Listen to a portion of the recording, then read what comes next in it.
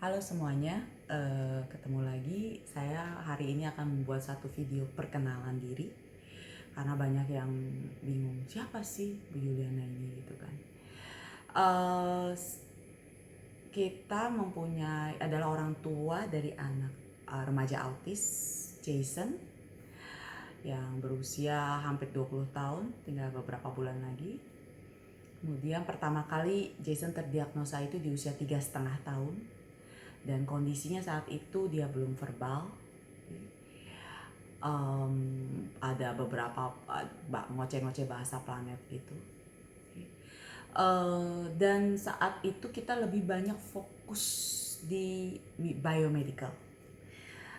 Jadi kita dari umur 3,5 sampai 5 tahun itu kita lebih banyak fokus di biomed, kemudian terapi-terapi hanya banyak melakukan seperti SI, OT, TW, dan terapi edukasi seperti belajar baca, belajar nulis, matematika. Sampai di satu titik di usia 5 tahun saya merasa progres anak saya kok mandek dan dia belum banyak verbal. Terus saya pikir kenapa ya?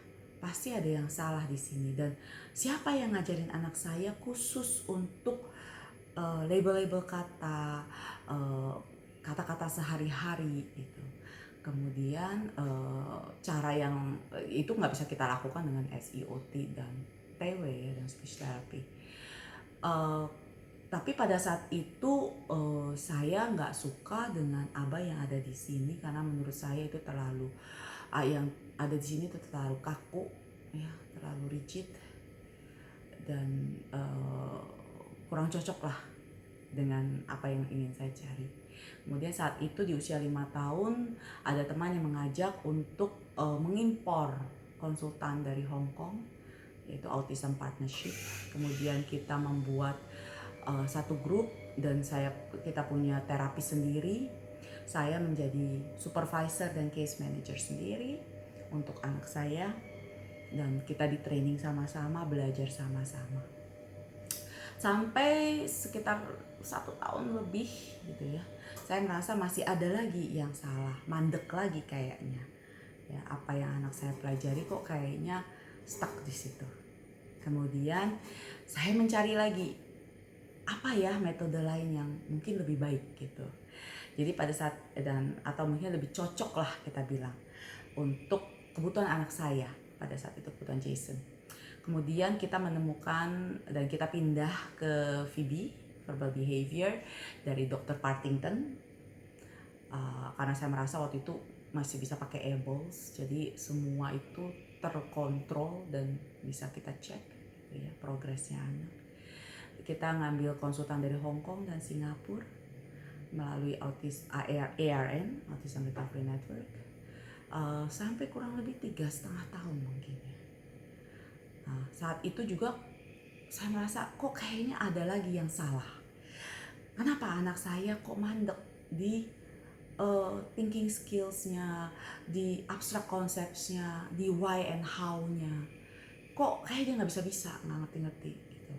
Kemudian saya mencoba mencari lagi, dan akhirnya saya menemukan metode yang sampai sekarang kita jalani sudah hampir 10 tahun. Kayaknya udah 10 tahun deh tahun ini. Ya.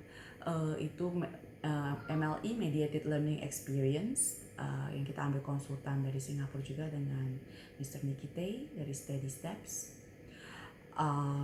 Kemudian kita juga ikut belajar tentang social thinking dari Michelle Garcia Winner. Jadi beberapa kali beliau datang ke Singapura, saya selalu ikut workshopnya, kita beli bukunya dan kita coba jalani sendiri. Kemudian itu mungkin dari sisi terapi ya, dan edukasi. Dari sisi medicalnya, biomedicalnya, kita udah melakukan sangat banyak hal ya. Selain suplementasi ya, kita juga melakukan B12 melalui nasal waktu dulu, dan juga suntikan gitu ya. Karena pada bilang, wah dengan B12 anaknya bisa ngomong gitu. Ayo dicoba. Kemudian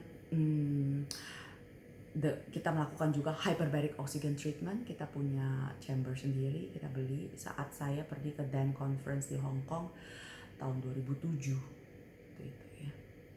2007 kalau nggak salah ya. Oke. Kemudian kita juga melakukan kelasi dengan DMPS DMSA suppository. Kita melakukan infus glutathione. Kita ada yang gila-gilaan juga dengan worms therapy, jadi minum telur cacing, helmintic therapy.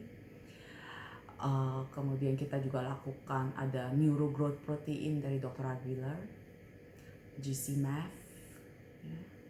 Kemudian kayaknya banyak banget deh kalau untuk dari segi biomedical ya. Kita juga udah melakukan stem cells 2 kali di Panama melalui lumbar punctures. Kita udah melakukan fresh cells dari sheeps, kemudian dibarengi dengan IV cocktail dari salah satu dokter di Jerman. Kita juga melakukan terakhir kali itu infus phosphatidylcholine. Saya lupa protokolnya siapa itu. Beserta dengan infus cocktail juga di Bangkok. Kayaknya masih banyak hal yang lain ya yang udah kita lakukan, nggak bisa keinget sekarang. Dibarengan dengan itu kita juga lakukan terapi-terapi yang lain seperti neurofeedback, kita punya alatnya, osteoterapi, cranioterapi, craniosacral, dan banyak lagi. Begitu banyak terapi-terapi yang udah kita lakukan selama 17 tahun perjalanan dengan Jason. Kita lakukan karena kita menginginkan yang memberikan yang terbaik buat dia, tapi kita melakukannya tidak dengan membabi buta. Ya, saya tidak melakukannya dengan membabi buta karena ini anak loh, bukan kelinci. Kasihan juga ya jadi kelinci, dicokokin ini itu, disuntik sana sini, dibawa ke sana kemari. Oke. Dan saya tidak menggunakan dokter. Saya menjadi dokter anak saya sendiri. Dan saya belajar dari banyak buku, forum yang terpercaya, conference, ya. Karena saya orang yang controlling dan saya tidak percaya karena pernah ada trauma dengan salah satu dokter, ya.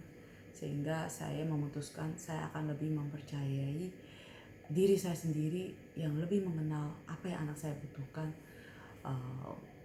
untuk membantu anak saya. Tapi itu perlu pengorbanan di mana perlu banyak sekali belajar dan membaca dan memahami. Oke. Jason sekarang ada di posisi dia masih bersekolah di mainstream school di National Plus kelas 11 ya. Dia terlambat 2-3 tahun karena sulit sekali mencari SD kelas 1 yang mau menerima dia dengan shadow karena saya memang mewajibkan untuk pakai shadow ya. Bisa apa sih anak saya? Anak saya bisa musik, drum, piano bisa, violin bisa, gitar bisa, tapi semua cuma kulit-kulit gitu ya. Karena tergantung mood, tergantung season. Cepat bosen anaknya dan tidak persisten. Ya. Kemudian sehari-harinya dia suka Lego, wooden tree, pottery, painting, puzzles.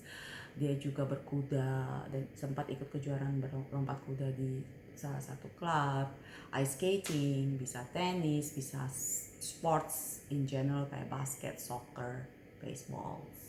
Ya. Tapi semua hanya bisa karena sesaat dia lagi suka, lagi pengen itu. Ya. Kemudian habis itu kalau lagi bosen ya udah nggak mau lagi anaknya. Nah, selama perjalanan kita dengan Jason, saya banyak belajar sendiri dan apa yang saya punyai, apa yang saya miliki, saya merasa apa sih, kenapa sih gitu loh kita dikasih anak seperti Jason gitu, anak special need. Ya, jadi dan saya kebetulan kita cukup beruntung untuk punya kemampuan secara bahasa, secara knowledge dan secara finansial untuk bisa belajar banyak hal gitu ya. Jadi saya selalu punya satu misi untuk mengedukasi dan sharing ke orang tua yang lain yang mungkin kurang ada kemampuan, mungkin bahasa Inggrisnya kurang gitu kan, atau finansialnya kurang.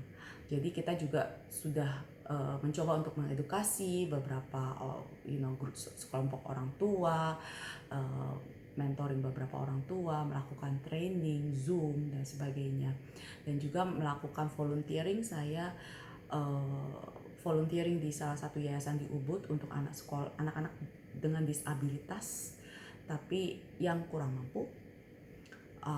Saya mengajar di sana, training guru-guru dan membuat program untuk anak-anak, dan puji Tuhan memang meskipun hanya dengan 1 jam 2 kali seminggu mereka bisa punya progres. Ya, jadi quality over quantity. Ya. Yang penting caranya benar, dilakukan dengan benar, maka hasilnya juga akan cukup baik. Gitu ya. Jadi bukan membabi buta. Jadi kadang-kadang orang tua ada yang semua mau dilakukan, apalagi dengar si A si B bilang anaknya bagus di sini, langsung ngomong, langsung sembuh, langsung dikejar gitu ya. Kita juga jangan terlalu banyak membabi buta. Coba dipikirkan apa yang anak saya butuhkan, apa yang apakah terapi ini atau metodenya atau suplemen ini memang aman dan cocok untuk anak saya ya. Kemudian kita akan berikan satu rentang waktu mungkin 6 bulan gitu kan untuk mencoba lihat hasilnya ada enggak. Jadi kita sudah tahu apa yang dibutuhkan, targetnya apa, berapa lama, apa yang diekspektasikan gitu. Jadi kalau misalnya nggak ada hasilnya, ya kita nggak bisa terus-terusan melakukan hal yang sama dengan mengharapkan hasil yang berbeda.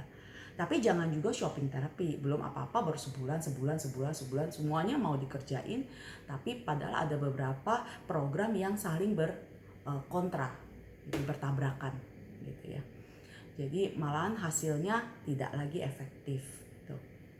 Nah, saya akhirnya memutuskan dari support dan saran-saran dari teman-teman untuk melakukan video YouTube ini, sharing di channel YouTube ini, supaya dengan harapan lah bisa lebih banyak membantu orang tua, untuk membantu edukasi orang tua ya.